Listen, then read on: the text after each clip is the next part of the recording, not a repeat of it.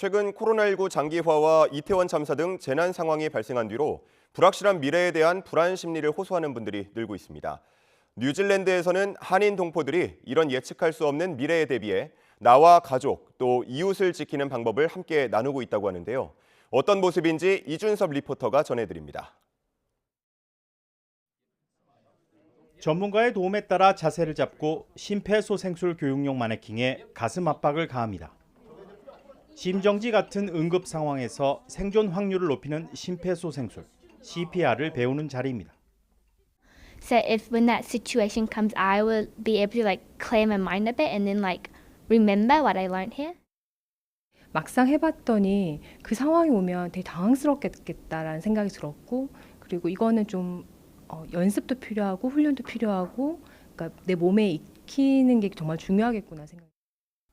이번 응급구조 교육은 뉴질랜드 한인 여성회가 동포 이웃을 위해 마련했습니다. 얼마 전 한국에서 발생한 충격적인 대형 참사 소식이 계기가 됐습니다.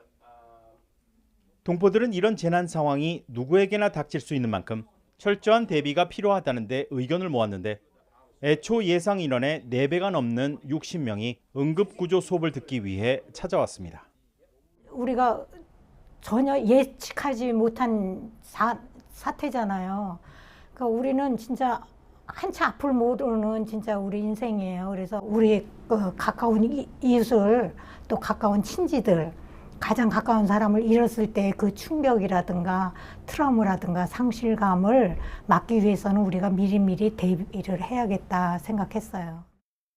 If you know about the basic, you can save life. So for example, we was mentioned 40% of the people can be saved if early CPR and AED was intervened into the cardiac arrest patient. 심폐소생술 CPR 훈련만이 아닙니다. 최근 뉴질랜드 한인들 사이에는 유언장 작성에 대한 관심도 높아지고 있습니다. 예상치 못한 사건 사고는 누구에게든 예외가 아니라는 인식과 함께 코로나 사태 장기화로 삶의 불확실성이 커지면서 미래를 대비해야 한다는 목소리가 커진 겁니다. 죽음이 정말 한순간이라는 거, 저는 그거를 이번에 좀 많이 느꼈어요.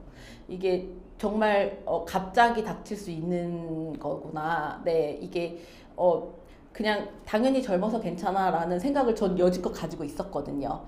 죽음에 대한 거에 대해서 좀 이제 생각을 많이 하다가 유언장을 작성해야 되겠다.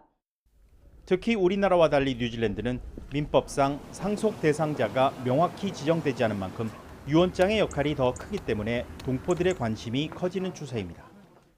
지난 2년 동안에 이제 리서치를 했는데 원래 위리 없이 유언장 없이 그냥 있으셨던 분이 한 47% 정도 됐는데 2%가 감소했어요. 지난 2년에. 그러니까 확실히 그 유언장의 필요성은 더 많이 느낀 것 같아요. 이런저런 이유로 개인과 공동체 삶에 대한 불안감이 커지는 시대. 뉴질랜드 한인들은 이처럼 나와 가족, 이웃의 미래를 함께 준비하기 위해 어느 때보다 능동적으로 나서고 있습니다. 뉴질랜드 오클랜드에서 YTN 월드 이준섭입니다.